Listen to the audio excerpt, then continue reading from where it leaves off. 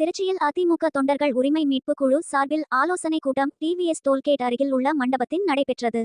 ஆலோசனை கூட்டத்தில் பங்கேற்ற ஓபிஎஸ் பேசும்போது, அமர்ந்திருந்த கூட்டம் கலைந்து சென்றதால் வெல்லமண்டி நடராஜன் ஓடிப்போய் கேட்டை மூடி அனைவரையும் உள்ளே திருப்பி அனுப்பினார்.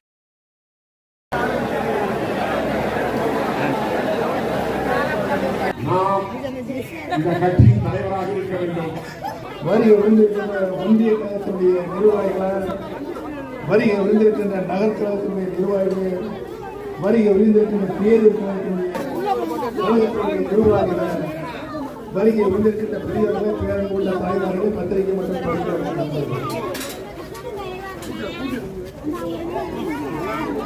இன்றைக்கு இப்பொழுது நடைபெற்றுக் ஒரு சிறப்பான நல்ல